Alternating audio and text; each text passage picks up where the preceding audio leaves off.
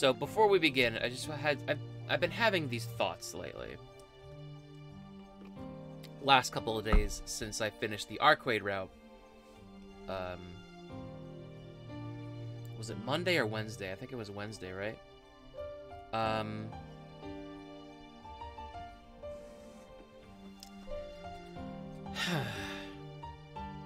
I've just been thinking about... How do I phrase this? So, for anybody who saw either Wednesday's stream or part 7 of my Tsukihime playthrough where we finished Arcueid's route, saw my initial reaction to a certain line that came up during the scene when Shiki's talking to Seal before they leave and go to the school. I'll try to quote it as little as possible because it's you know, it's a very triggering thing, but it's the he threatens to do a very, very, very bad thing. I don't even know if I can say the word on Twitch. So the thing about that line is that it's, I don't know, it took me aback, and after the stream, I actually went and looked at other visual novel readers, or other Let's readers, who have done Tsukihime. There's a guy, I think his channel's called Tanner. Somebody in my YouTube comments mentioned a guy named Tanner, so I looked that up, and I saw his reaction. He's got like a Neko Arc VTuber model thing, which is cute. And he had about the same emotional reaction that I did, which was just like initial shock. But his justification, or like his little, he had a moment of cognitive dissonance on camera, which was really interesting to see. For those of you who don't know, cognitive dissonance is when you see something that doesn't fit your understanding of essentially reality, so your brain kind of creates an excuse for it to make it make sense.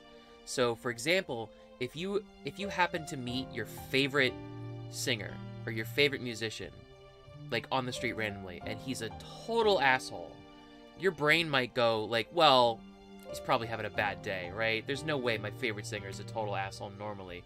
Even if that doesn't make sense, even if he wasn't like irritable, he was just smug, your brain would be like, well, he's just having a bad day, he's just having an off day, you know, like there's no way my favorite singer of all time is a prick. There's no way. Sometimes your brain does that. Sometimes your brain does not want to accept information that contradicts things that are comfortable to you. So with Shiki is the audience surrogate of this story, essentially. We experience, and that's kind of how visual novels work, because you rarely ever see the sprite of the point of view character.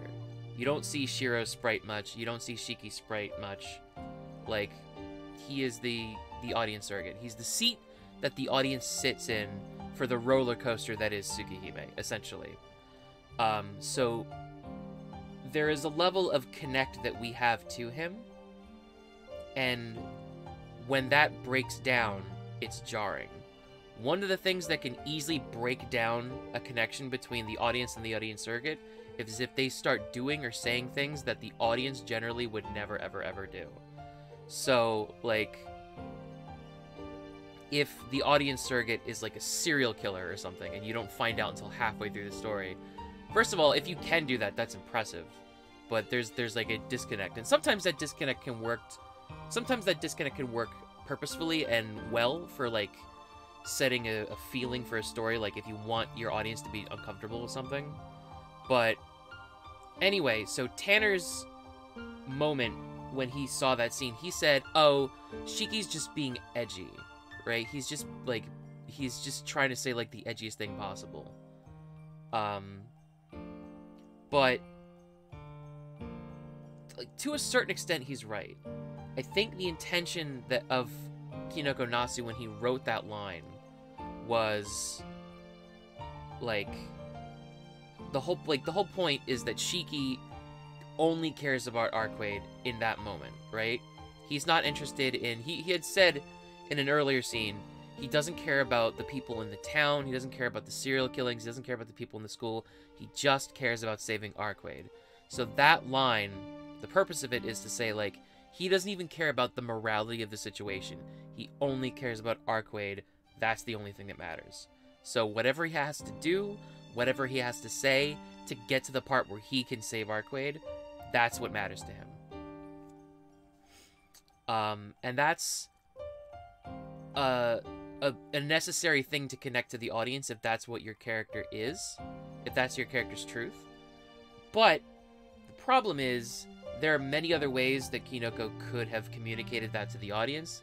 He could have changed it to, like, he could have changed the line to, if you don't listen to me, I'll kill you, or I'll kill myself, or I'll kill my sister, or I'll kill one of the maids, or, you know, I'll do something like something else drastic that would have communicated to Seal that he's desperate. A rape threat has severe connotations. You would only do that to somebody if, one, you only care about sexual gratification, and, like, you just don't see the person you're doing it to as a person, they're just an object and you're using them. Or B, it's like an exertion of power over somebody to say that you are better than somebody, or that you are, like, just like, it's an exertion of power, right? So it's one of those two things, or both. So when you threaten to do that to somebody, it's more than just being edgy. There's societal connotations to it.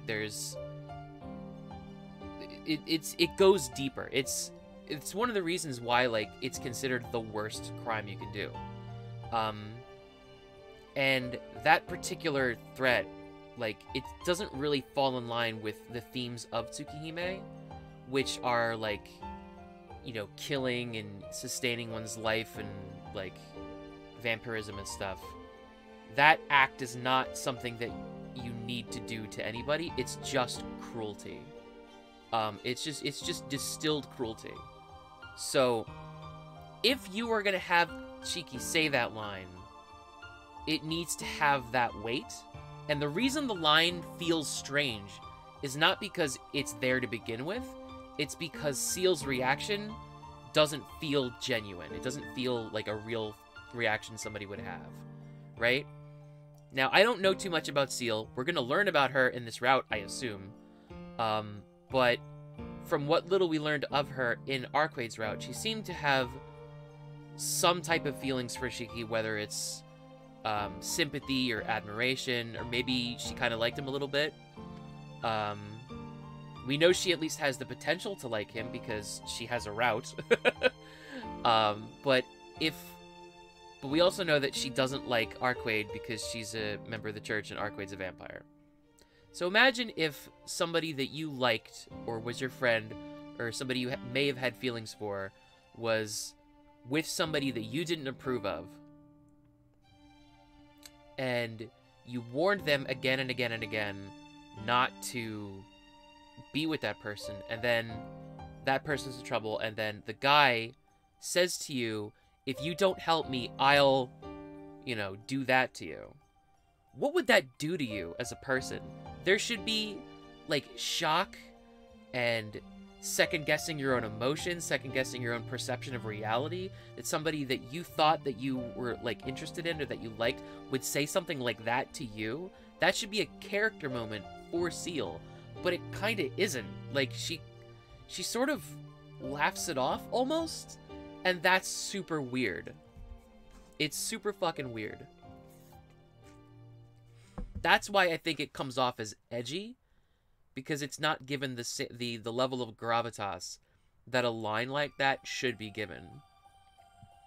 When you go that far, you have to treat it like you're going that far.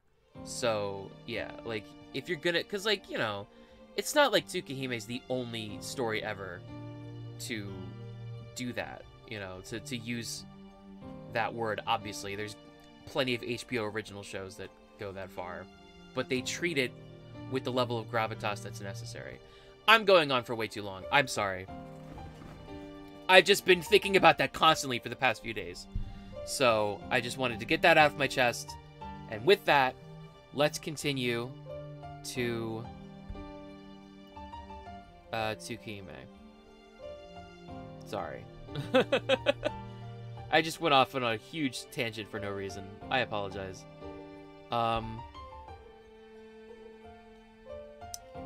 So, what I remember, she said something along the lines of you have like a save data where you cleared at least one heroine and maybe you got to restart from the first day. So,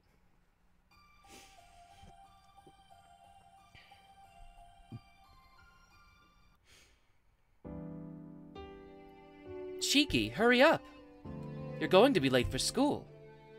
I hear Keiko-san's voice floating from the kitchen. Okay, I'm leaving, I call back. I place my hands together in the room that was mine at the Arima's up until now. I'm going. Thanks for letting me live with you these last 8 years. Clap, clap. I fold my hands together in prayer. Then, grabbing my only bag, I leave the room that had become so familiar.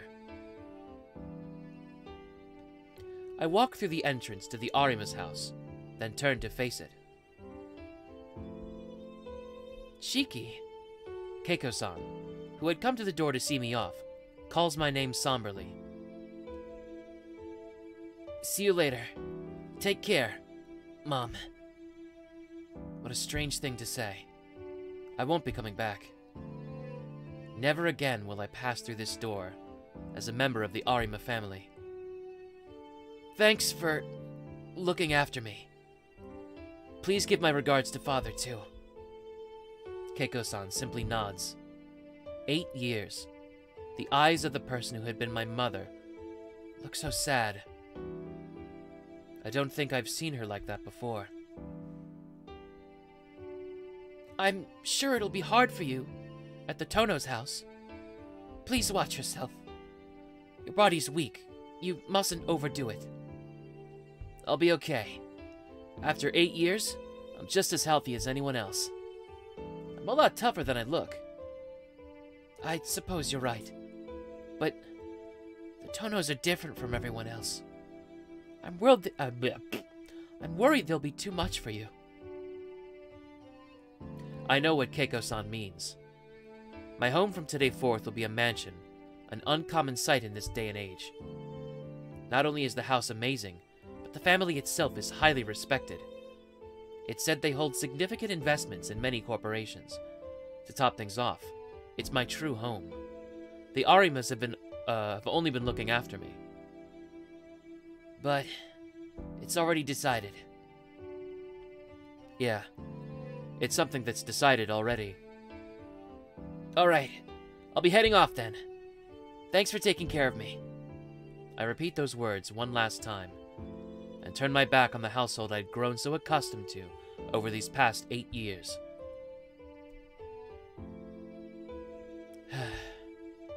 I leave the Arimas and start walking to school with a heavy heart.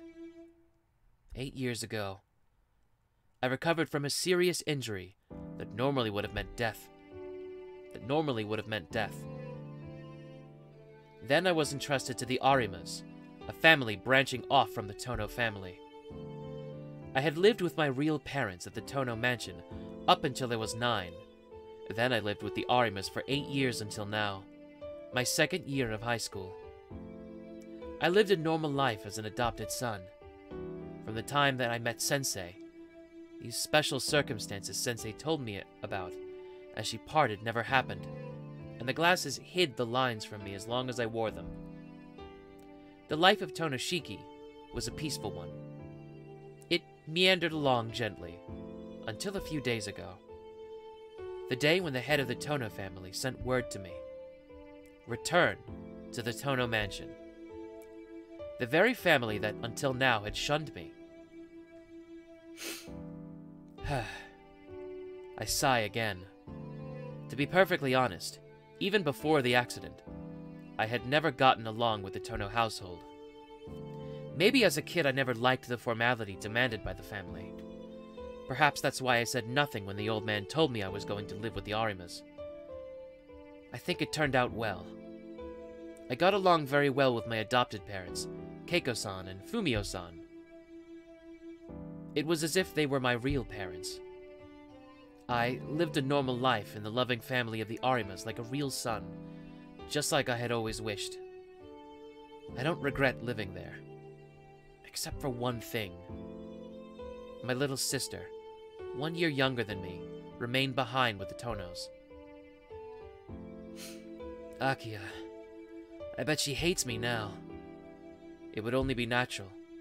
She had to live in that mansion all by herself, under the constant supervision of the hard-headed old man. I could easily imagine what Akiya thought of me, the one who escaped. I let out another sigh. I can't help it. What's going to happen will happen. Today, after school, I'll return to my true home. Lord knows what'll occur. But for now, I've got more pressing problems. My watch shows 7:45. Homeroom starts at 8 o'clock sharp, and anyone who isn't in class by 8 is marked as late. Clutching my bag, I start sprinting towards school. I manage to make it to school in less than 10 minutes. I enter from the back gate, accomplishing a feat which would bring the track scouts running if they knew. Come to think of it, today's also the last day I'll come through the back gate. Excuse me. Hey, you knew what's up. The Arima and Tohno houses are on opposite sides of the school, with the Arimas being behind while the Tohnos is in front. I wonder if I read that sentence good the first time. Obviously, I'll be coming through the front gate in the future. And I quite like the lonely atmosphere back here too. For some reason, the back gate at our school isn't really popular. Only 10 people or so, myself included, actually use it. It's quiet and pretty devoid of people, day or night. Clang! Clink, clink, clang! Like I said, pretty quiet. The sound of a hammer mixed with distant birds singing reaches my ears. Hammering, huh? Clang, clink, clong. A half-rhythmical ringing comes from one corner of the courtyard. What is that? Homeroom begins in less than 10 minutes. I don't have time to stop and find out, but I'm pretty curious. Right now. So, here we go. Last time, we were a good boy. We said, hey, we gotta get to class on time. We don't want to be marked as late. But this time, fuck that shit. It's time to take a look at what's going on with that hammering. Let's go! The source of the noise soon becomes apparent as I walk towards the courtyard. A female student is crouching in the middle of the tree-lined path, working with a hammer and nails. What is she doing? There are only a few minutes left until homeroom. Maybe she doesn't have a watch. At the moment, that's the best I can come up with. Still, to notice and then just ignore her would be somewhat cruel. I approach her unhurriedly, trying not to surprise her, and speak. Hey, homeroom is starting soon. Huh? The squatting girl raises her face. The ribbon on her uniform displays the color of a 3rd year. The older student looks at me while holding her hammer. Her gaze through those glasses is so direct, I feel like I'm being pulled in. Her serious eyes make me want to apologize for bothering her. The splint she was facing is rotten beyond use. Come to think of it, our school's rear courtyard is in a terrible state of disrepair. The splints are neglected, and the flower beds untended.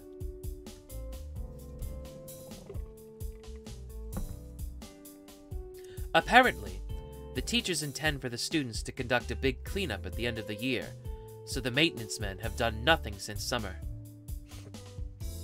take in the situation with a single glance. The girl with the hammer is repairing the broken down splints, paying no mind to the fact that her tidy uniform is being dirtied. She has sweat on her brow, and it looks like she'd been swinging her hammer in a most serious manner. But as far as I know, there's nobody in charge of repairing public property at the school. What is it? The older student asks, adjusting her crooked glasses. It's nothing. I was just wondering what you were doing. Ah, as you can see, I'm in the middle of fixing the splints. Yeah, I can see that. That's not what I meant. I was wondering why you were doing something like this. This won't the maintenance people, take care of it anyway? The older student laughs to hide her embarrassment. I'm the kind of person who can't stand seeing a mess like this. I just can't leave them alone.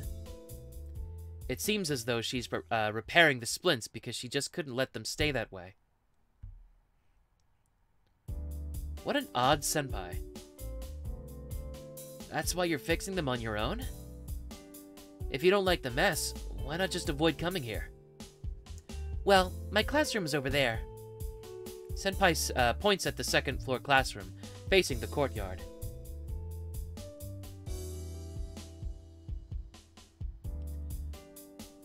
My seat is next to the window, so it's easy for me to see the courtyard. Well, usually I just bear it, but when I took my seat today, I was surprised to see all the splints in the I was surprised to see all the splints in this area were broken. Senpai's face clouded, as if to say, isn't that terrible? Apparently, she's upset, although she doesn't look seriously angry. You know what they say, strike while the iron's hot and all. I borrowed the tools from the office and decided to fix them myself. And so, the explanation ends. Making a bow, Senpai returns to hammering the nails. Alright, I understand all that, but how about we leave it here for now? Homeroom is less than 5 minutes, and if it's this bad, won't the school get around to fixing it pretty soon? No way! Gripping her hammer, the senpai with the glasses shakes her head furiously. I won't be able to concentrate with the garden like this, even if I go to class. It'll just sound like nonsense to me. And then the teacher will say, "Hey, you, what are you staring at?" And I'll get yelled at for sure. Senpai continues to grip the hammer, while she emphasizes her point. Well, I suppose the teacher would be upset if you kept looking outside. He would, wouldn't he? That's why I have to do it now. With that, Senpai begins her repairs, once again, clumsily hammering away. She's obviously not used to using a hammer. Clank, clank, rings the hammer as it hits the wood. By the looks of it, there isn't just 1 or 2 broken splints. I can't begin to guess how long it will take for her to repair all of them on her own. The bell begins to ring. Looks like first period started. I give up, considering things have gotten to this point. I sit down silently and begin to help repairing the splints. Aw, what a nice guy.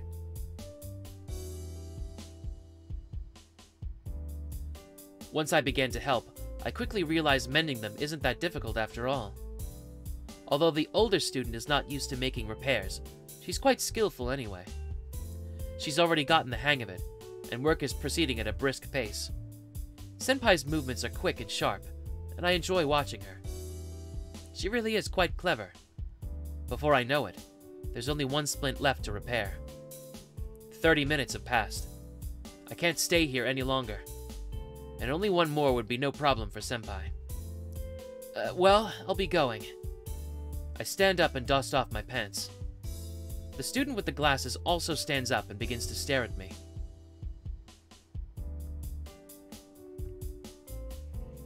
Come to think of it, just who is she? I hadn't given it any thought because of what I was doing, but when I stopped to consider her, I realized that she's quite beautiful. Someone this good-looking would be known by every male student. they'd be talking about a third-year beauty. I have to go. Don't work too hard, senpai. She gives an obedient nod. Even though she's older than me, it almost looks like dealing with someone younger. Thank you for helping me. I'm glad you did. She makes a quick bow. I'll be sure to come say hello during lunch. Don't forget to wash your hands, Tohno-kun. You too, senpai. With that, I wave my hand and leave. Wait. Huh? Have I met you before, senpai? Senpai cries out in surprise and mischievously puts on a depressed face. Tohno-kun, you've forgotten about me? Forgotten? No, I don't think so. If I had ever met a beautiful woman like her, there'd be no way I'd forget. She looks up at me reproachfully. Those eyes. I'm sure I remember from somewhere, don't I? Come to think of it, we had exchanged greetings once or twice before, hadn't we? Seal senpai, isn't it? Apprehensively, I suggest her name. Yes, and I'm glad you remember. You seem the type to space out and forget, Tohno-kun. I don't think I space out, but there's nothing I can do about the fact that I forgot. See you later, then. Sorry for keeping you. Seal-senpai bows again. I watch her go, then start to walk towards the school building. When I reach my class, it's already the break after first period. I slip into the room while everyone's busy talking. My desk is the window seat at the very back row, so I can sneak there without drawing any attention. And, when attendance is taken in the second period, everyone will probably say, "Hey, when did Tohno get here?" It's a strange quirk in an otherwise dull class. But, I guess that plan won't work this time. Yo, truant boy! It's totally unlike you to be late. I sigh. It feels like reality's being hammered back into me after the pleasant time I spent with senpai. What's with that sour face of yours? Being late when I'm actually on time? What do you think you're doing? Hey, listen, I'm not coming to your school for your sake, you know. What? But I'm coming to school for your sake? That's so unfair. Words fail me. I wonder, like I have many times before, how I ended up knowing this guy. His hair dyed orange, his ears pierced, his vicious glare that screams he'll pick a fight with anyone, anytime, and his wearing of rebellious clothes. Inui Arihiko is the only free-spirited outlaw in our university-oriented high school. We've been bitter enemies since middle school, right? If you make a carefree face like that in front of your rival, you'd better be prepared for trouble. In any case, Arihiko is a loud guy.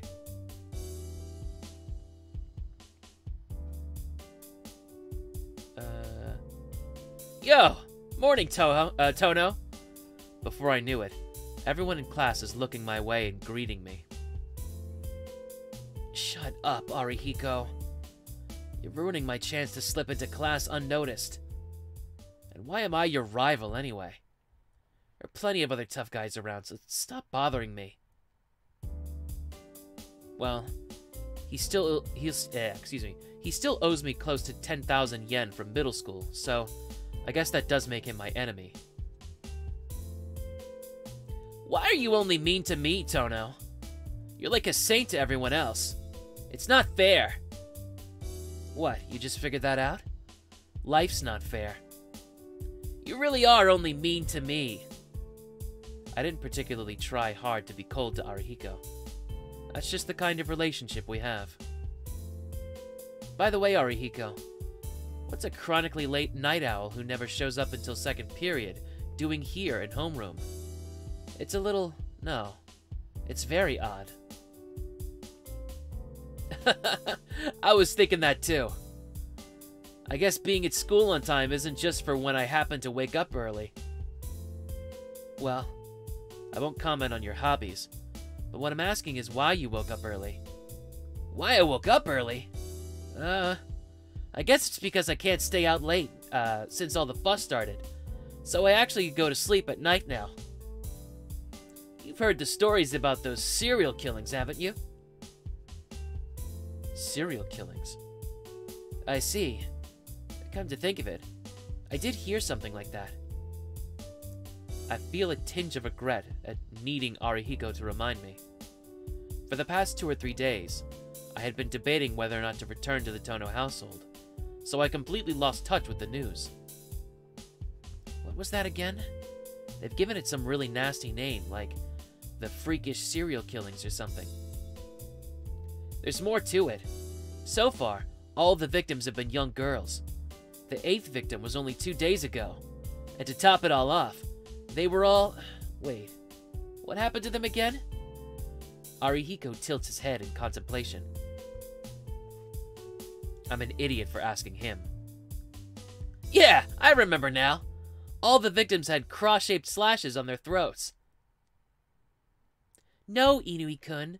Everyone who was killed lost a lot of blood. Oh yeah, that was it. They said it was some kind of modern-day vampire or something.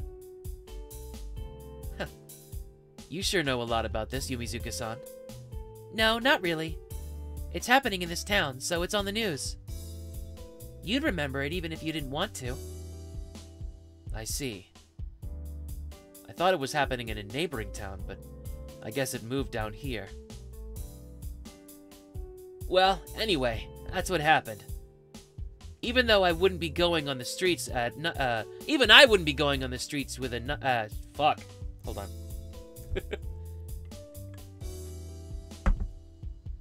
Even I wouldn't be going on the streets at night with a serial killer walking around. That's why I've been waking up at 7, that's why I've been waking up at 7 lately. What, that's it? Having a good reason doesn't make a good story. Where's the fun in that? I sit down while dealing with Arihiko. Man, you're cold. What, did you collapse from anemia fuck. What, did you collapse from anemia already this morning? I'm alright, thanks for asking. If I was anemic 24 hours a day, I'd be dead by now. Yeah, you're right. If you say you're okay, then I guess you're okay. The bell rings while we're talking. Hey, class is about to begin. Hurry up and get back to your seat. Yeah, alright. Oh, by the way, we'll have lunch today in the cafeteria instead of on the roof. I've invited a special guest, so look forward to it. Ooh, that's different. With a scheming laugh, Arihiko returns to his seat. See you later, Tohno-kun. Yeah. Sorry for keeping you, Yumizuka-san. Her light footsteps tap across the floor as she returns to her desk. But it's still a mystery to me why she joined our conversation. She's just our classmate. It's kind of rude. It's lunchtime. Now then, where should I eat lunch? Wait, didn't he mention going to the roof? Hold on. Please tell me I kept that tab open. Yes, I did. Let's go. Go into the hallway and think about it. Okay.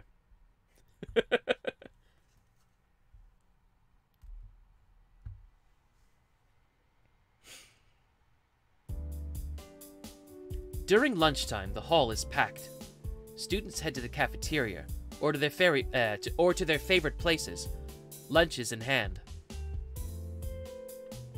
Caught in the flow of people, I contemplate whether I should go to the cafeteria or the store. I'm somewhat taken aback at my own leisure. If I have time to waste, it'd be better to go to the cafeteria where Arihiko is. I begin walking towards the cafeteria. On the way there, a familiar face waves and runs up to me.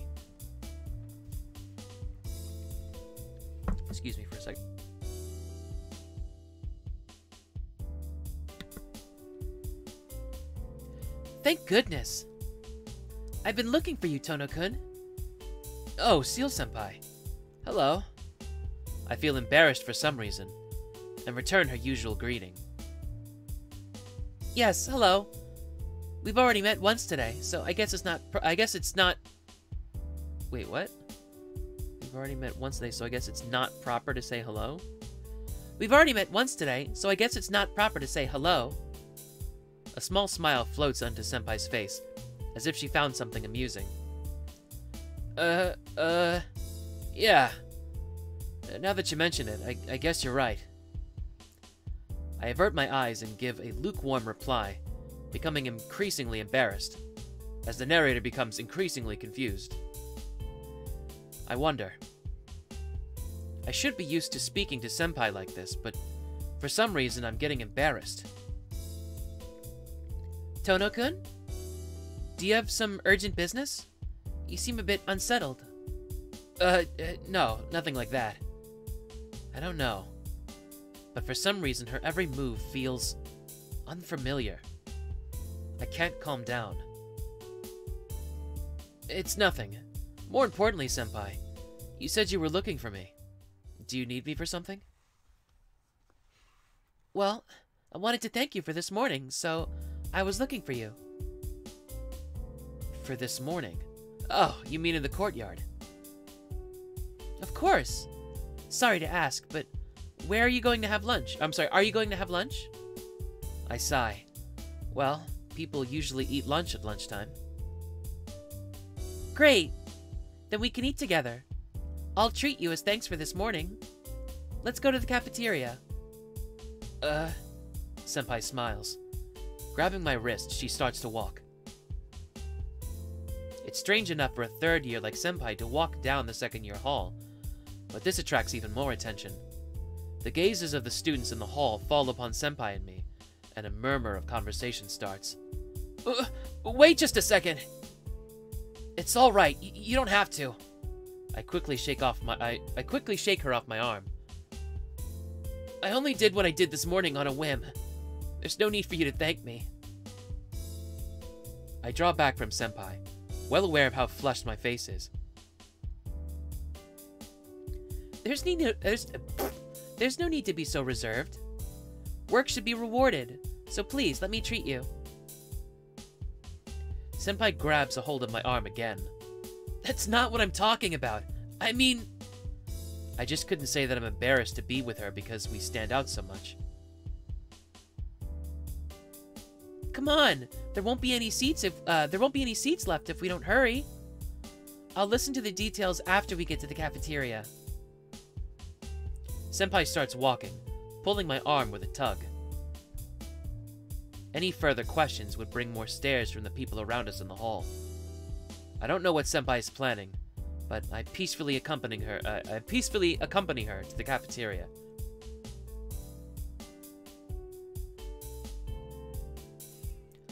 Almost all the seats in the cafeteria are taken. I had spent about 10 minutes in the hallway, first spaced out, then talking with Senpai. So empty cafeteria seats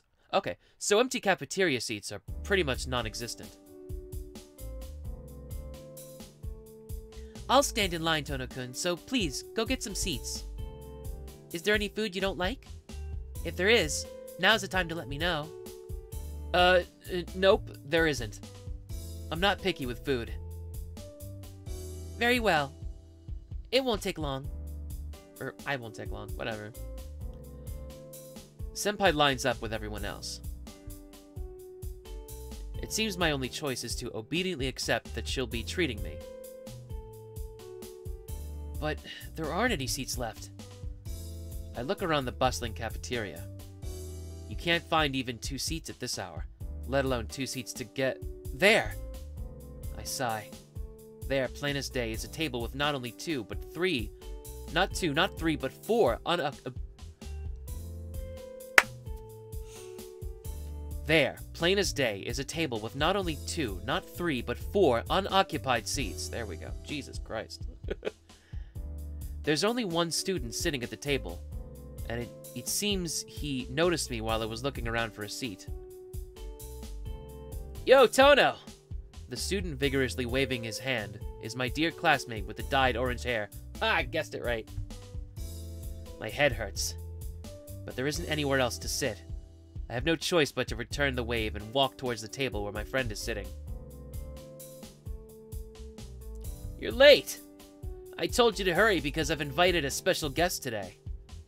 What the hell have you been up to? Arihiko begins to complain as soon as we are face to face. Yeah, come to think of it, you did. So, who is it? Huh? About that. She promised me yesterday she'd come, but she declined this morning. She said she has someone she wanted to thank or something, so she'd be busy this lunchtime. Arihiko sighs as he eats his chikara udon. Someone she wanted to thank. Those words catch my attention. Arihiko, that special guest wouldn't happen to be a third-year student, would she? Whoa! Arihiko's body jumps in shock. A rather energetic girl wearing glasses? Whoa! Arihiko begins quivering. The students at the tables around us stand up as if to make a fast escape. Are you psychic? Arihiko points at me fearfully. No, that doesn't mean I'm psychic. Sorry to keep you waiting. Good to see you found a seat, Tohno-kun. There. Senpai arrives with a smile, carrying a silver tray. Arihiko's eyes are wide open in surprise. Huh? Inui-kun? What a coincidence! Still smiling, Senpai takes her seat. Arihiko gives a choked response. Here you go, Tohno-kun. Please eat until you're full. Even after all this time, I still can't shake off her smile. Alright. In that case, thanks for the food. Taking Arihiko's dumbfounded stare in stride, I sit down. Senpai sits in front of me, while Arihiko sits beside me. Itadakimasu. Putting my hands together with a clap, I look down at the tray Senpai brought. And on the menu is curry rice, and curry udon. I don't get it. Senpai? Yes? What is it, Tohno-kun? About this. What's going on? What do you mean? It's lunch, isn't it? What else does it look like? What else? You say that, but all I see is curry. Yes, it's curry. Senpai laughs happily. The problem is, they all look like curry. There's 3 dishes. Of course. You're a boy, so you eat a lot. I'll have just one, so please take whatever you like. Okay. In that case, I'll take the curry rice and curry udon. The other choice is hell. Wait, wasn't... Make sure to finish it, Tohno-kun. After all, you aren't picky with food, are you? There isn't a shred of antagonism in Senpai's smile, nor is this some type of joke. She truly had good intentions. Yes. Itadakimasu. I dig into the curry rice with my spoon in despair, and then... Tohno-kun! From beside me came a cry of a dead man being reborn. How long are you going to ignore your dear best friend? Arihiko's elbow sinks into the side of my stomach with a thud. Huh? Inui-kun, do you know Tohno-kun? Do I know him? We've been best friends since middle school.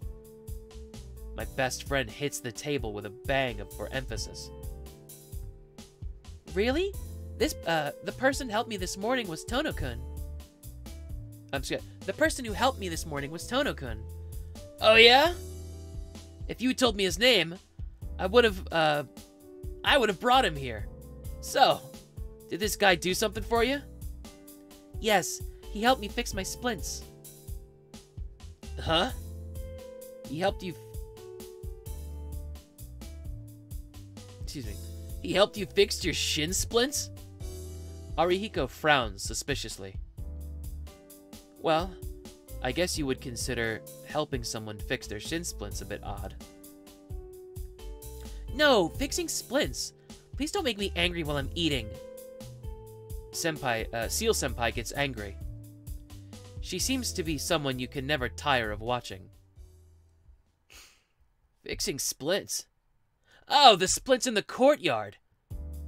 You were at it again. You sure do enjoy that kind of thing, Senpai.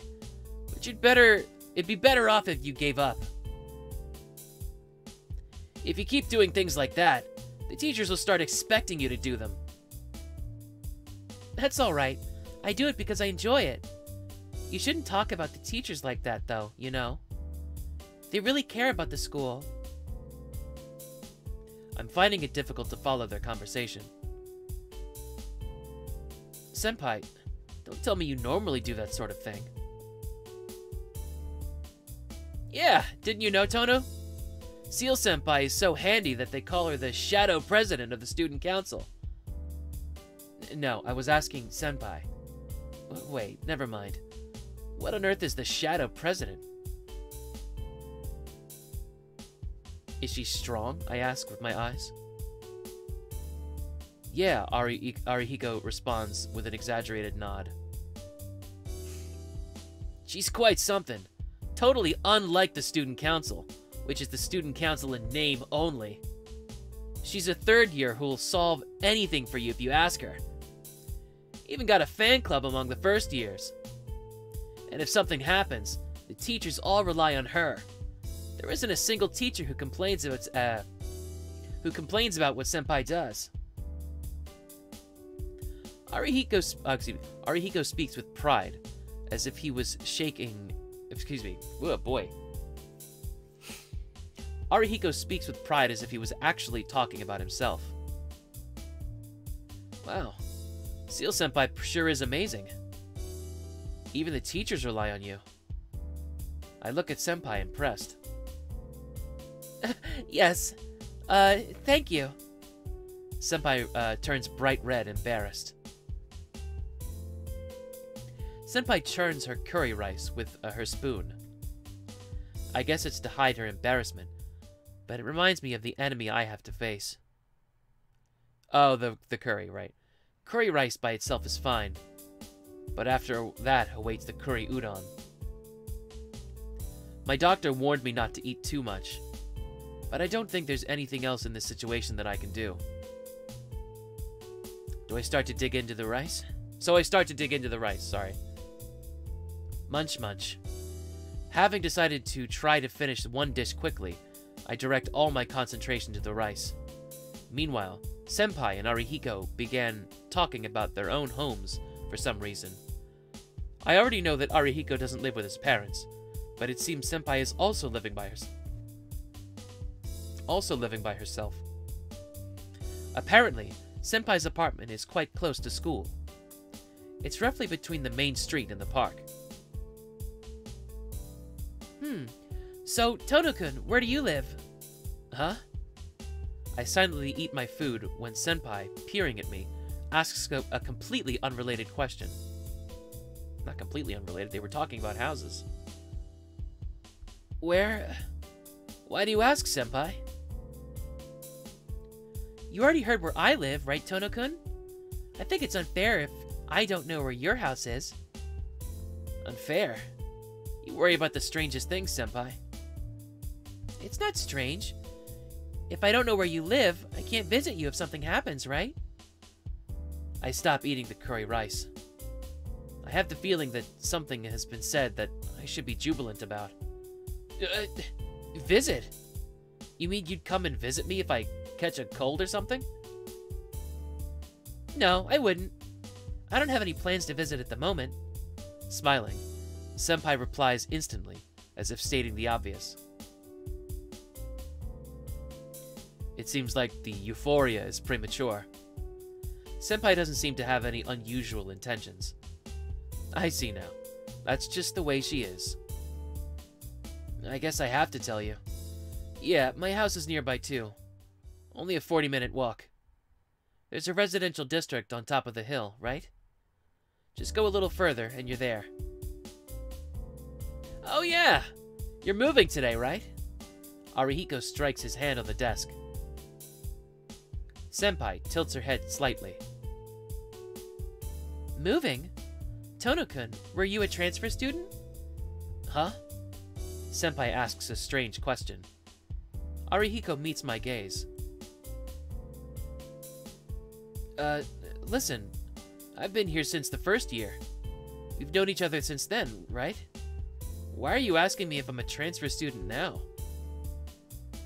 But, Tohno-kun, you moved yesterday, so... Moving doesn't automatically make you a transfer student. I'm just changing my address, not my school. Until now, I've been living with some relatives in the neighboring town. I'm just going back to my real home, that's all. Senpai, who wears a look of surprise, seems to understand. I see. You've only changed your residence. So now you live in the outskirts of town. Yeah. It's that colorful place on the top of the hill. I'm moving there today. Could that possibly be the Tohno-san mansion? Senpai asks with some hesitation. The Western-style house at the top of the hill is probably seen as something special by the residents of this town. I haven't been there for 8 years, but even in my memories, the Tohno mansion was ridiculously large. Yeah, that's right. I don't think it's the right place for me either, but it's too late now that I've done moving. You don't seem too happy about it. It's neither good or bad. I don't quite understand it either. Well, even if it is your house, it's been 8 years, right? I can understand if you're feeling strange. It'll probably feel like someone else's house for a while. I wonder if that's so. I haven't gone back yet, so I don't know. Well, I'm a bit relaxed since I've always got a refuge at your place. Yeah, right. My house is no refuge of yours. When you come over during the holidays, my sister treats you better than me. That's probably only because Arihiko has terrible behavior, but I refrained from telling him that in the interests of preventing the conversation from getting any worse. To be honest, it's not pleasant to have my home raised as a topic of conversation. Wow, you two certainly get along well. Senpai peers at Arihiko and me. No way! Me and Tohno would never help each other, no matter how much trouble we were in. In other words, we're enemies, mademoiselle. Arihiko says in a fed-up tone. I'm getting pretty fed up myself with his pseudo-foreignerisms, too. But your relationship is so good that Tohno-kun has stayed over at your house before, right? Doesn't that mean you get along really well? You're wrong, Senpai. That damn Tohno is too reserved towards his parents, and he'd come over to my place every vacation. He's reserved toward them because they're taking care of him. That's why he comes over to my place, where we conveniently have an empty room. Since he looks pretty decent, my sister took a liking to him, and he shamelessly comes to stay with us without paying a cent. Arihiko's fist trembles as if to say unforgivable. Taking care, Tohno-kun? Arihiko clamps a hand over his mouth. Sorry. I should have thought before I spoke. It's okay. You didn't say anything bad. I continue to eat my food without looking at Arihiko. Really? Yeah, you're right. If you complain about that, you'll be in for some punishment. Arihiko nods to himself in agreement. His overwhelming optimism is something I'm truly envious of. I'm sorry, Tohno-kun. Did you not get along with your previous family? No, that's not it. That's okay. No, that's not it. He has no problem with the Arimas. Oh, the Arimas were the family who took care of him. They're really nice people, and from what I could tell, they're a happy family. Even so, he refused to be their adopted kid, and he escaped to my place every vacation. Sheesh. Just what were you not satisfied with anyway? There's nothing I wasn't satisfied about. It's just that I've received so much from them already. I didn't want to be a further burden on them. I finish my rice as I reply. Now only the curry udon is left. It's okay, senpai. Sorry for making you listen to something so boring. Not at all. I'm sorry for asking you something so strange. Senpai forces herself to look cheerful. The topic might be fine for a longtime friend like Arihiko, but a complex matter like this would only have been troublesome for Senpai. And to prove my point, Senpai sits there uneasily.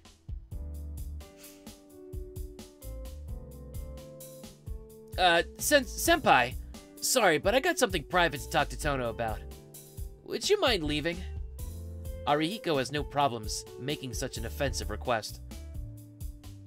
Isn't that phrase an direct way of saying, we don't want you, senpai, get lost? What are you thinking of what do you think you're saying? We can discuss those things anywhere. And senpai's still finishing her lunch. Despite all the talking with Arihiko, senpai has finished her rice anyway. No, I understand. Well then, I'll be leaving. Senpai lowers her head in a quick bow and leaves. Only Arihiko and I remain at the table. I sigh. Well, it looks like senpai was having a hard time too. So it was for the best, but you're really pushing it there, Arihiko. Well, it's not like I had a choice. Anyways, I guess I'll take the role of the guy that she ends up disliking. Slurp, slurp, slurp. Arihiko slurps away at his chikara udon. As if... it seems it has gone cold while we were talking to senpai. Sorry. You were trying to hit on senpai, weren't you? Of course! She's probably the #1 girl at our school. Excuse me for a second.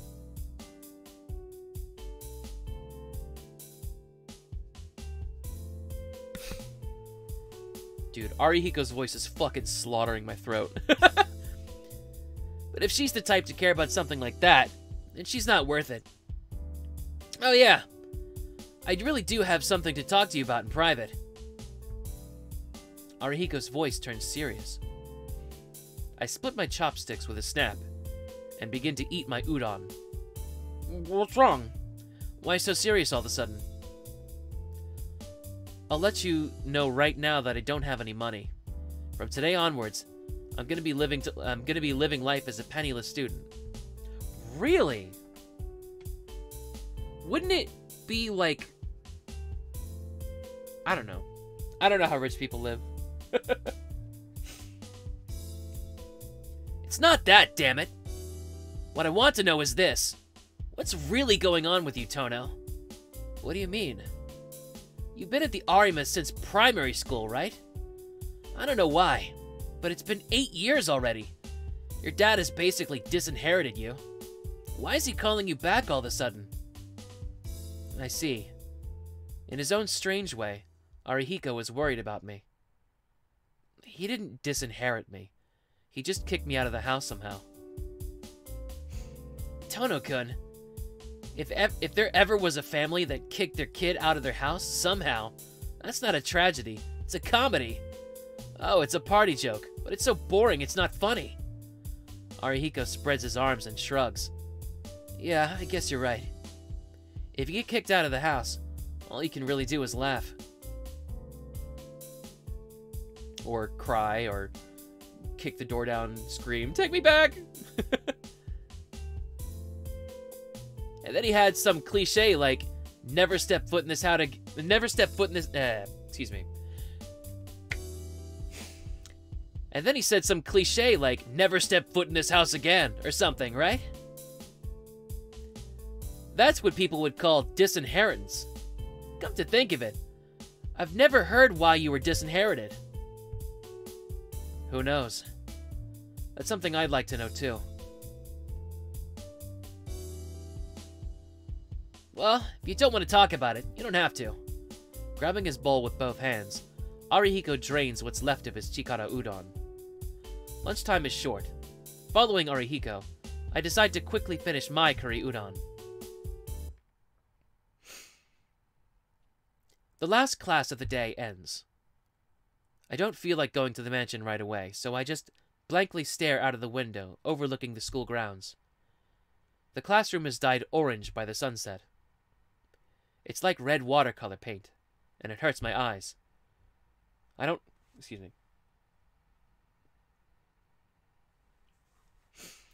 like red. It feels like it soaks deep into the back of my eyes, and I want to throw up. It seems like I'm weak against things that resemble blood. No, I should say I'm weak against blood itself. 8 years ago, I had a near-death experience. I was in an accident where I was injured in the chest, and I teetered between life and death for days. I should have died instantly, but miraculously, I survived. Maybe it's because of the great medical treatment. However, the injuries were so severe that I don't even remember the accident. 8 years ago, when I was a child, I felt a thud pass right through the middle of my chest, and then I passed out. When I woke up, I was in a hospital bed. All I could remember afterwards was the pain and the cold. I don't remember much of the accident, but even today, the scar on my chest remains. I guess numerous fragments of glass pierced my chest, leaving burn-like scars there and in my back. Actually, I was quite surprised at being saved. Ever since then, I frequently collapse from an anemia-like dizziness and cause a lot of trouble for others. Maybe that's why my old man believed I was unfit to be the heir to the Tohno household and entrusted me to our relatives.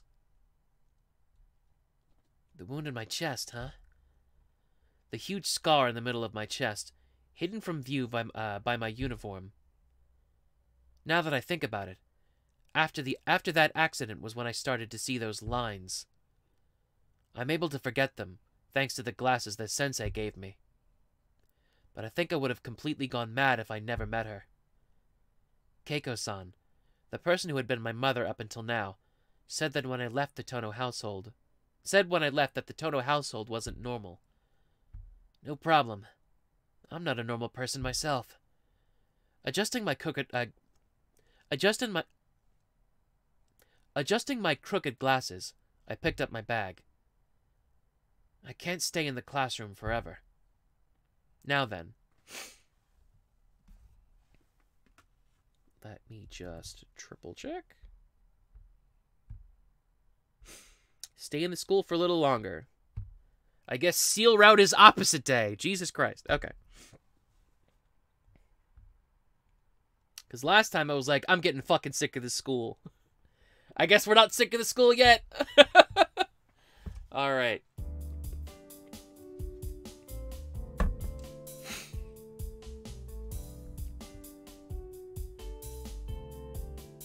As soon as I step out into the hallway, I run into a familiar face. Let me guess, Seal again? Huh? What's up, senpai? Do you have some business here at the second-year classrooms? Yes, business with a second-year student to be precise. Seal senpai approaches me with a smile. Listen, I have some nice snacks here, but no one to talk to. It'd be a waste to eat them all by myself, so I came to catch an idle-looking person to talk to. Someone to talk to? But there's no one left in the classroom. It's the same with all the other classes, too. You don't usually come to the second-year classrooms anyway, do you? You're on the lower floor, right? And if she wanted someone to talk to, aren't there plenty of third-year classmates she could talk to? She really didn't need to come all the way up here. Shouldn't you think about asking your third-year classmates? conversation would probably be better. Yes, but today, I'm in the mood to talk to younger guys. Please don't ask for a reason. It's just on a whim. Well, I won't ask. I probably wouldn't be able to understand even if she told me. Senpai's smile disappears as she stares into my face. Are you free right now, Tohno-kun? Well, if nothing to do means I'm free, then I'm definitely free.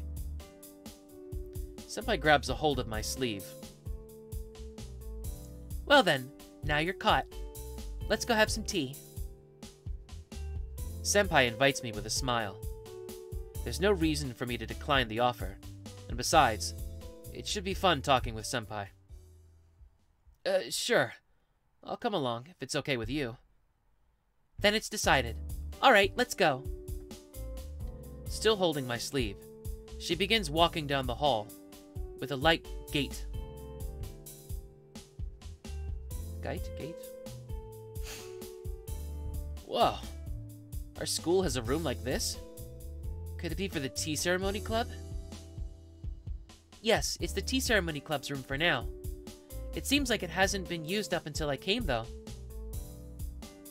Senpai steps onto the tatami mat and starts preparations with a rattling noise.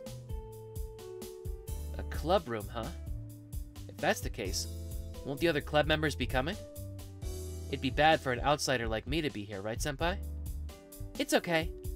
It may be the tea ceremony club, but there aren't any other members except for me. Thanks to that, I can use it freely during break time and after school. Here we go. Smiling, Senpai begins spreading the cushions. Tea is tea, but it looks like this is really going to be a serious tea ceremony. To be honest, I'm a bit overwhelmed. Senpai, I don't have the slightest clue what to do. What are you talking about? I only know up to the pouring bit myself. With that put bluntly, Senpai puts the teapot, some cups, and some tea cakes onto a plate. We're just gonna have a casual conversation, so there's no need to be so formal. It isn't any fun that way, isn't it? It isn't any fun that way, is it? It isn't any fun that way, is it? Smiling softly, Senpai pours tea into her own cup.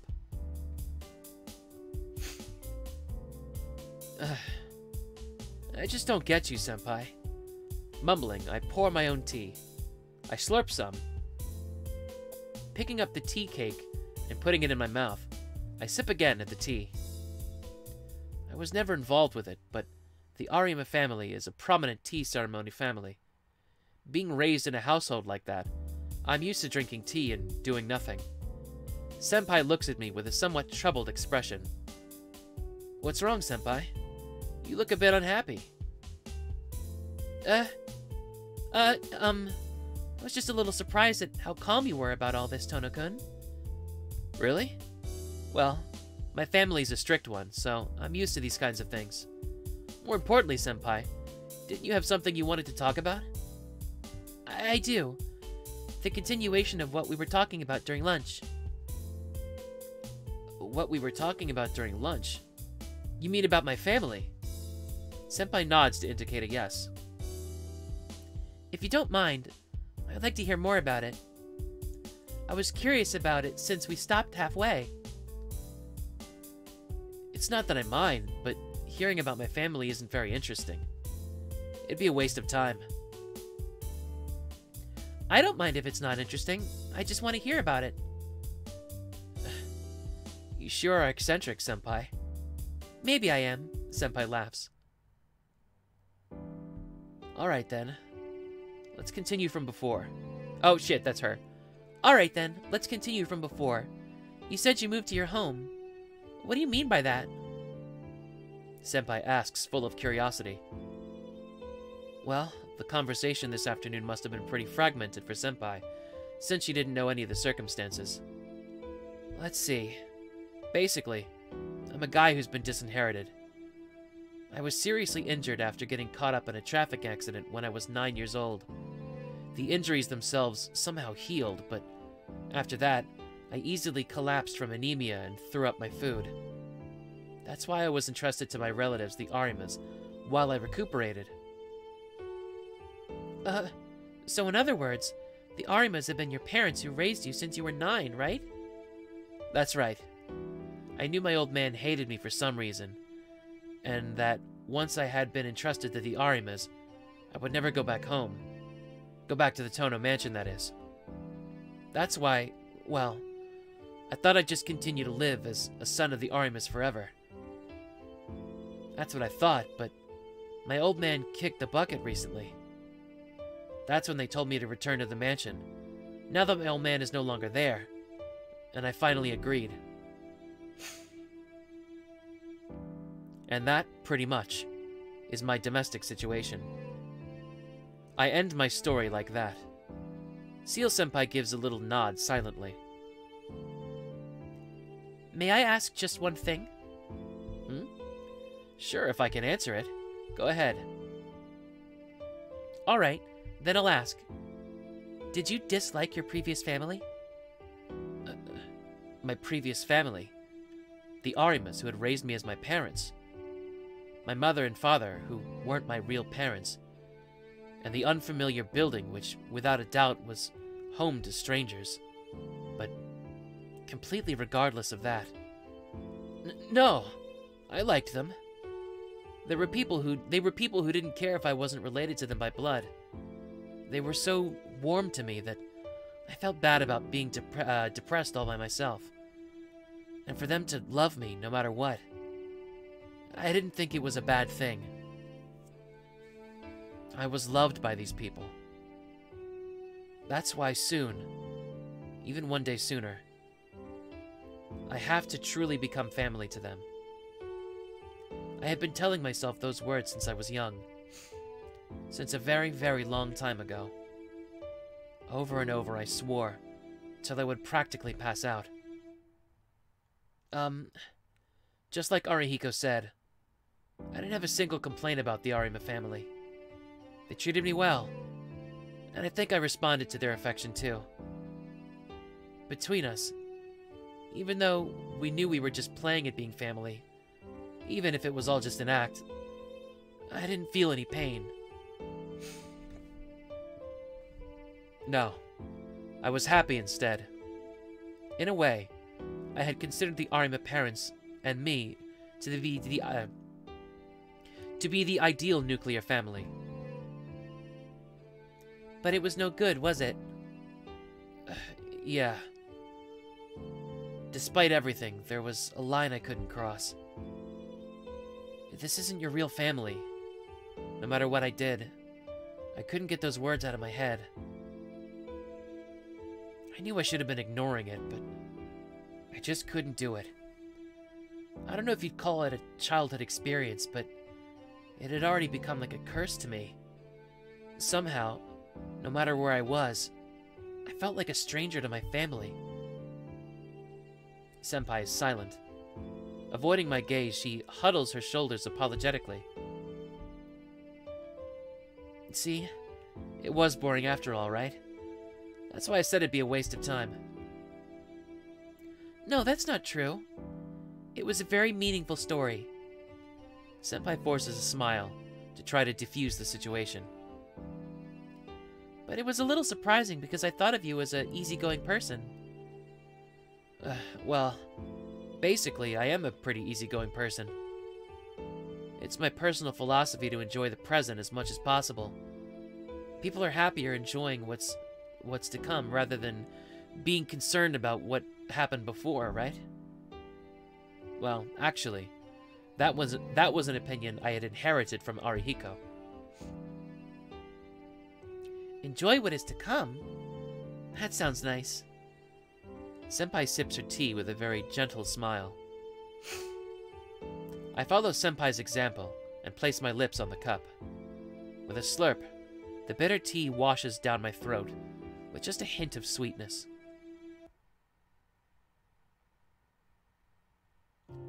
I walk along a different path than the one I usually take. Passing through unfamiliar streets, I slowly approach the Tohno mansion. The surroundings are not completely unfamiliar. After all, I'd lived here until I was 9 years old, 8 years ago. This is not the first time I've taken this path to the mansion. My feelings are a little complex. The path home is nostalgic, yet fresh. Up until just now, I had not looked forward to returning to the Up until just now, I had not looked forward to returning to the Tohno household. Now, it doesn't seem so bad. The house I lived in until I was 9 years old. Right now, my sister Akiha is in that utterly un-Japanese Western-style mansion. Tohno Makihisa, my old man who hated me, and the master of the Tohno household, died a few days ago. My mother died from illness after Akiha was born, so the Tohnos had dwindled down to me and my sister. Being the eldest son, you would think I would stand to become the Tohno heir, but I have no such privileges. To become the Tohno heir means being bound by a strict upbringing. I've lost count of the number of times my father scolded me over my dislike of not being able to live freely. That was when I got involved in that accident, and my body became weakened. My father saw it as a good opportunity to get rid of me. His reasoning was something along the lines of, someone could die at any moment, can't become the heir, even if he is the eldest son. Sadly for my father, I betrayed his expectations by making a recovery, but my sister Akiha was already deemed to be the heir to the Tohno household. And so I've heard that Akiha, who was already being raised harshly in order to become a proper daughter of the Tohno household, received an even harsher upbringing since then. That was a long time ago. I played together with Akiha in the mansion back before the incident. After that, I never saw her again. The life in the mansion I abandoned 8 years ago. Those 8 years were long, and my memories of that time have largely faded. But in spite of that, there's one thing even now that continues to burn strongly within my heart, and that is... about the cheerful door. Who the fuck is that? About my little sister Akiha.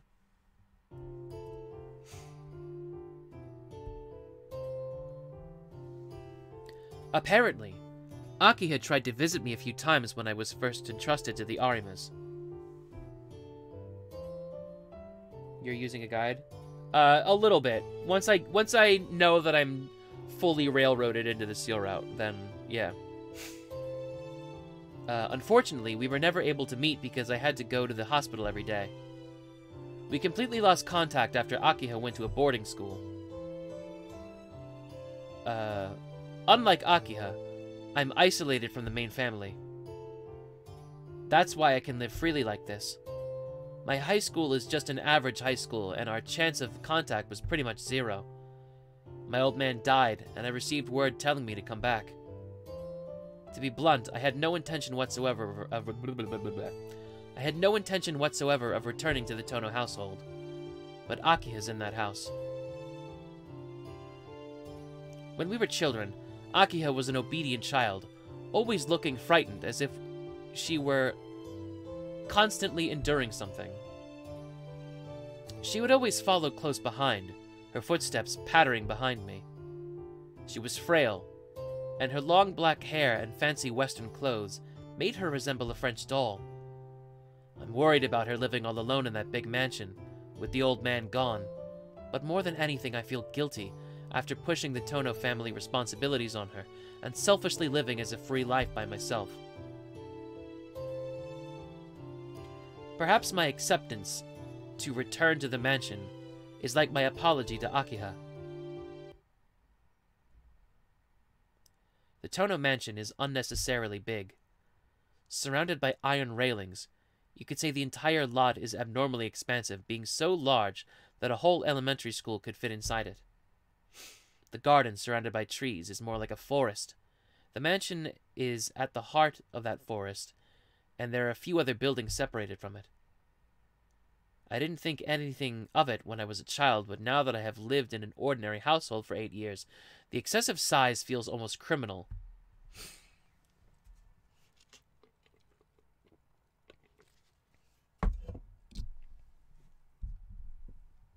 The gates aren't locked. I push them open and head towards the mansion doors. They tower oppressively, bearing down on any visitors. Beside the iron double doors is an unmatching doorbell. All right. Shaking off my nervousness, I press it. There isn't any affectionate ding-dong chime from the doorbell. The oppressive silence continues for a few seconds. Then the sound of pattering footsteps behind the door indicates someone's presence. We have been waiting for you. The door opens with a creak. Inside lay a lobby I remembered, and a young girl in an apron. Oh, it's Kohaku. Whoops. Thank goodness. You're so late I was beginning to worry you'd gotten lost. I was thinking about going out to meet you if you haven't arrived by sunset. The girl in the anachronistic apron smiles warmly. No, that's, I'm so taken aback by her outdated mode of dress that I can't even form a proper sentence. Perhaps attributing my hesitance to distrust, the girl tilts her head a little. You're Shiki-sama, aren't you? Yeah, but you don't have to call me Sama. You are, right? Oh, please don't scare me like that. I was beginning to think I'd made another mistake back there. The girl's mannerisms are like those of a mother scolding her child. But in spite of that, there's a smile on her face, and it doesn't break the warm feeling about her. She wears an apron over a kimono.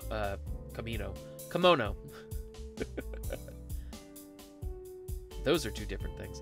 She comes out to greet guests and addresses someone like me with Sama. Then that must mean she's... You're one of the maids here by any chance. Are you one of the maids here by any chance? Boy, howdy. The girl answers my question with nothing but a smile. Come, you must be tired. Please, do come in. Akiha-sama is waiting for you in the sitting room. The girl quickly crosses the lobby and heads toward the sitting room. Turning back as if she just remembered something, she makes a bow, a full smile on her face. Welcome home, Shiki-sama. Her greeting is accompanied by a flower-like smile. I can't think of any reply, so I just follow her hesitatingly.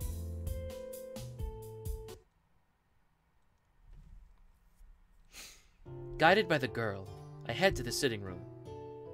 It's as if I'm seeing it for the first time. I don't know if I've forgotten about it in the last 8 years or they had refurbished it since then. Either way, it feels like someone else's house now, and it's unsettling. As I'm looking around the sitting room, the maid in the apron lowers her head in a quick bow. I brought Shiki-sama with me. Well done. You may return to the kitchen, Kohaku. Thank you. It seems that maid's name is Kohaku. Kohaku-san gives a small bow as if to say farewell, and leaves the sitting room. This leaves me and 2 girls I don't recognize.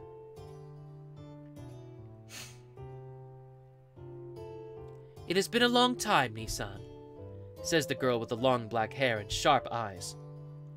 All my thought processes stop at once. My mind goes blank and I can't think of any words of greeting. All I can do is nod with a yeah. I don't think it can be helped. This Akiha that I had not seen in 8 years is not the Akiha that I remember. She's completely transformed into a proper young lady of a noble family. Nissan? The black-haired girl tilts her head slightly. Pathetically, all I can say are dumb-sounding things. My mind is turning in somersaults as I try to recognize the girl before me as Akiha, but it seems like Akiha already recognizes me as her older brother. I don't know, I wasn't paying attention, fuck. You do not look well. Would you like to rest before we talk? Akiha throws a sharp glance in my direction. Is it just my imagination that she looks like she's in a bad mood? No, I'm alright. I was just surprised at how much you've changed, Akiha. People do change over the course of 8 years, Nissan. We are at an age of change, or did you think we would remain as we were forever? What is this? I can feel the thorns in Akiha's words. No, you've definitely changed, Akiha. You've become more beautiful than before. That isn't flattery. It's how I really feel. and... Indeed, but you, on the other hand, have not changed much at all. Akiha answers coldly, her eyes closed. Well, I came prepared for something like this. It is as I had thought. It seems Akiha does not think well of me. If you are feeling well, let us finish our conversation. You have yet to hear the details about why you were called back here, Nissan. Yeah, whatever. I've heard nothing more than a sudden come back to the mansion, though I found out the old man passed away in the papers. If the head of a major company dies, it definitely makes it in the financial papers. Word of Tohno Makihisa's death reached his son Tonoshiki via the newspaper after the funeral. Even though his relatives hadn't told him, this disinherited son could pick up news of his father's death merely by buying a 100-yen newspaper. It might be cynical of me to say so, but the world has certainly become a convenient place. I am sorry. It was my fault that you did not get news about father. Akiha quietly lowers her head. It's all right. Either way, it's not like he would come back from the dead if I went. It's not something you should be worried about. I am sorry. It is somewhat comforting to hear you say that. Akiha's face is serious, but it's not a topic I care much about. A funeral is a ceremony for those who cannot let go of their feelings for the deceased to achieve such detachment. For someone like me, who cut off such feelings a long time ago, there is no need. Calling you back here was my idea. It would be odd for the eldest son of the Tohnos to be entrusted to the Arimas forever. Okay, so this is all shit that I've very much read already. Ugh.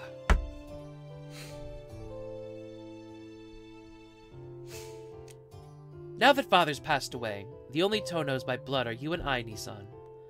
I don't know what father was thinking when he entrusted you to the Arimas, but he's no longer with us, so there's no longer any need for you to live with them. That is why I had you come back here. That's all well and good, but I'm quite surprised you were able to get our relatives to agree to this. Wasn't it they who came up with the idea of me leaving with the Arimas in the first place? That may be so, but now I am the head of the Tohno family. I declined every one of the proposals from our relatives. I would like you to continue living here, Nissan, but this is a place with rules. You will avoid living the overly casual lifestyle you've been living up until now. I'm afraid that isn't going to happen, Akiha. There's no way I can go back to being some well-mannered gentleman now. Not that I want to.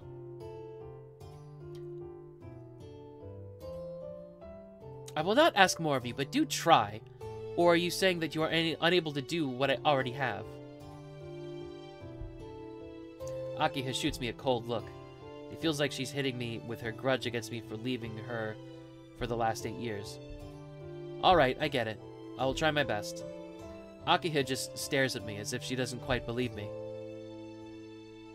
You do not need to try as long as you get the results. Her pose is dignified, her words merciless. Let's get back to the topic. Right now, you and I are the only ones living here. I do not care for having too many people around, so I cleared everyone out. Hold on a second, Akiha. You cleared everyone out? You wouldn't want to run into one of our relatives in the mansion, would you, Nissan? I put off most of the servants, but there is enough for you and I, so there are no problems. Wait, no problems? You're gonna get attacked at our family meeting if you do something like that. Oh, please be quiet. Rather than have the mansion overflowing with people, wouldn't you be more relaxed with just the two of us here? Ugh. Well, it's true that I would feel relaxed, but you've only just become head of the family, Akiha. If you go around abusing your powers like some kind of dictator, our relatives are not going to keep quiet. Even the old man didn't go against their opinions. Indeed, that's why father entrusted you to the Arimas. I, on the other hand, have despised them ever since I was a child. I'm not going to put up with their whining any longer. I'm not going to put up with... Look, Akiha. Enough. Just listen. You don't have to worry about me. Please, just worry about your own life from now on, Nissan. I can see it's going to be difficult for you in many ways. Akiha says suddenly, looking away a little. Now then, if there's anything you don't understand, ask her, Hisui. She looks at the girl standing by her side. The girl called Hisui bows expressionlessly. This is Hisui. She will be your personal maid from now on. Is that acceptable?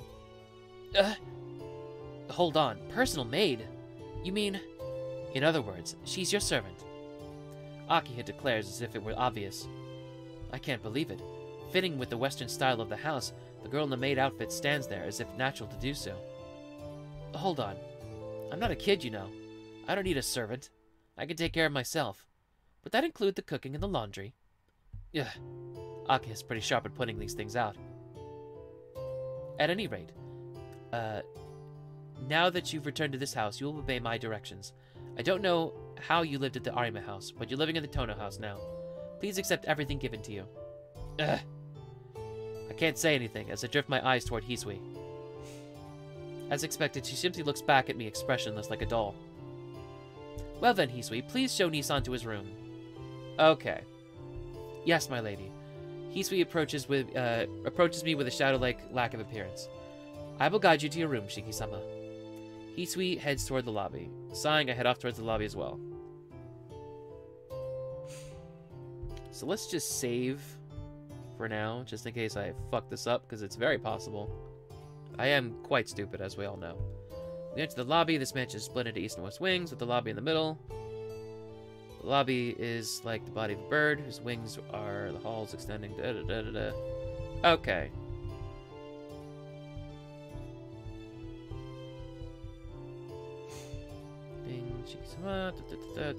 So this is stuff we already read.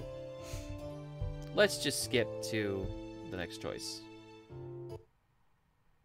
Okay. So last time,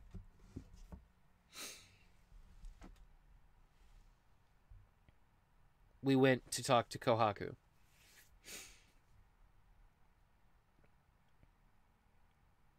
So this time, we're just going to stay here.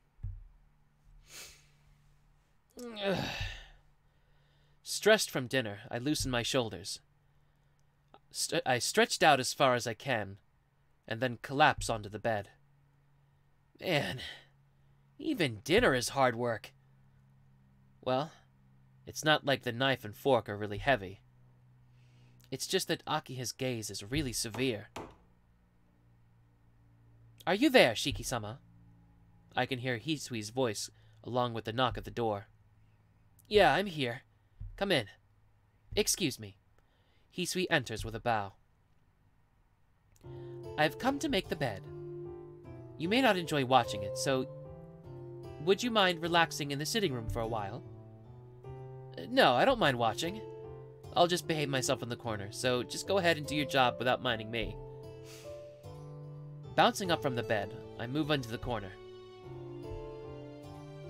Hisui looks like she wants to say something, but thinks better of it and quietly begins to make the bed. I'd honestly skip. Really? Why? Does the scene suck or something? Hisui. Yes? What is it, Shiki-sama?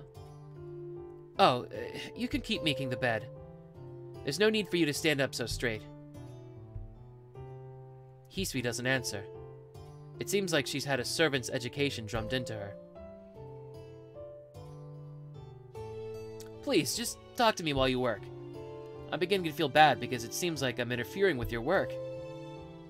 If you say so, Shiki-sama, then I will comply. Hisui silently returns to making the bed. Is it true that curfew here is at 7? Oh, yes. The main gate is locked at 7, and all the entrances to the mansion are to be locked at 8. It is also a rule that one must try not to go walking around in the mansion after 10. Not even walking around in the mansion? Well, I've got no complaint with that, but isn't that kind of harsh? Akiha and I aren't children, so I don't think you have to go that far. Indeed. It is a rule, however, so please abide by it. You are aware of the recent disturbances at night, are you not, Shiki-sama? Yeah, that vampire thing Arihiko was talking about. Well, as long as something like that's happening, I guess it's better to be safe than sorry. Do you have any other questions? Hisui finishes spreading the sheets and turns around to face me. Oh, that comment was from 5 minutes ago. Yeah, the chat is, like, laggy for me. I don't know. Let's see. I have all sorts of questions, but I know nothing about Hisui and Kohaku. Do you mind if I ask an off-topic question? Yes, what is it? I'd like to know what kind of work you and Kohaku-san do around here. I am here to serve the needs of... I am here to serve your needs, and my sister Kohaku is here to serve the Lady Akiha-sama. In our spare time, we do the maintenance chores around the mansion. Is there anything more you would like to know? To serve? So that's what it is after all. My shoulders suddenly feel heavier. It seems completely natural to Akiha when she said it, but I'm nothing more than a normal high school student. I have no interest in having a girl close to my age serving me, at least for now. By serving me, you mean you're a personal servant? Yes. Please do not hesitate to ask anything of me. Well, I get it. Going by how Akiha was talking about you, it doesn't seem like I can dismiss you, so I'll just obediently let you serve me. Is there anything in particular you would like? Nothing in particular, but could you stop calling me Shiki-sama? To be honest, I get chills down my back when I hear it. But Shiki-sama, you are my master. That's what I'm saying I hate. I've been living a normal life up until yesterday. I have no desire to start living a life where a girl my age addresses me with Sama. I see. Hisui's response was less than enthusiastic. Just call me Shiki, and in exchange, I'll call you Hisui. Let's do away with formalities and be more casual with each other. Still expressionless, Hisui lowers her eyebrows as if she was being troubled. But you are my employer.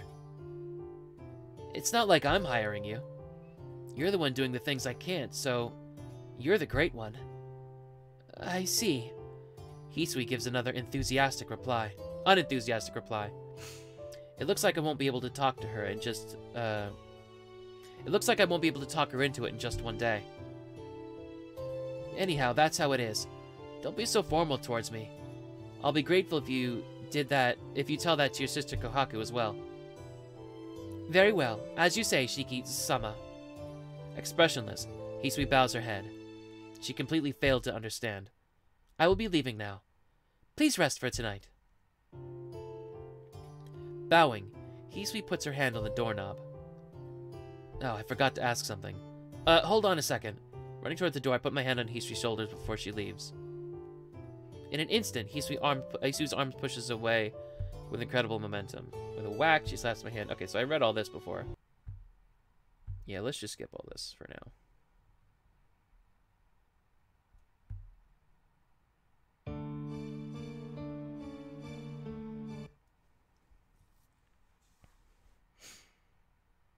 Yeah, so all this is the exact same, which is fine. We greet Akiha, for some reason. Seems rude to not pick 3, but whatever. Hey! Morning, Akiha! Good morning, Nissan. In contrast to my hurried entrance, Akiha is perfectly calm. Good morning, Shiki-san. If you're looking for breakfast, it's ready in the dining hall, so please eat up. Kohaku-san greets me with a warm smile in contrast to Akiha's coolness. Thank you very much.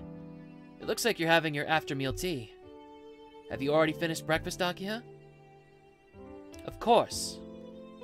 I don't care to know when you get up, Nissan, but please at least allow time for breakfast. Having breakfast after 7 is a sign of sloppiness. I think having breakfast after 7 is pretty normal. What time do you get up, Akiha? I get up at 5 in the morning. What about it? Oh, I want to do the Akiha route so bad. She's so much fun. Wow. I don't know why she gets up so early, but it was so perfect of a time to get up that I have no room to retort. Besides, your school is 30 minutes from here on foot, is it not? Please don't be so late to a school that it's so close by. It would be an embarrassment. Ugh. Akiha's words are filled with thorns that stab at me. But as it's the truth, I once again have no room to make my counter-argument. Ugh, jeez. I couldn't help it. It was so noisy last night that I couldn't get to sleep. Ah, I see. You must not be used to your room yet, having just returned. Well, I'll let you off the hook this time. No, it's not because I'm not used to the room, but... At any rate, those stray dogs last night were really noisy. It wasn't because of the room, it was because of them. About what happened last night, does that happen every night? What? Akiha tilts her head slightly in response to my question. It seems the point of my question has completely failed to reach her. I'm talking about what happened last night, the noisy woof-woof racket. Even you wouldn't be able to sleep through what was going on, right? Nissan, what are you talking about? Okay, so this is all the same shit. That's so weird, because we know Nervensker is real. So, like, how did she not hear this shit? So this is still an unanswered question. How only Shiki could hear the barking. Maybe it's because of his eyes, maybe? I don't know. Maybe he has mystic ears of vampire perception. Fucking stupid powers. Okay. We are going to the tea ceremony. Okay, so... Unfortunately, I'm gonna have to actually cut it short because I have work soon. So we're gonna have to stop here. Ah! No! Ah! I hit the wrong button! No! No!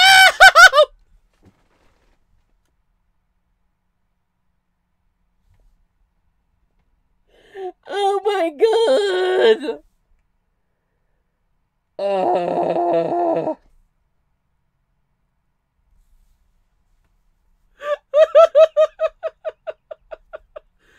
Oh, son of a bitch. Alright. That's not catastrophic. I could just zoom past and get back to it or whatever. What does recollection do? Okay, that's just rewinding. Alright, that doesn't help me. Alright, well, one way or the other, we gotta stop. Thank you for coming, Inu. And thank you, everybody who's watching the VOD. Next stream will probably be... Well, obviously it can't be tomorrow because of work. So, what's today? Saturday? So next stream will be Monday. And we'll do a longer one then. Thank you for coming. I really appreciate it. And we will be back with more Tsukihime. Thank you very much.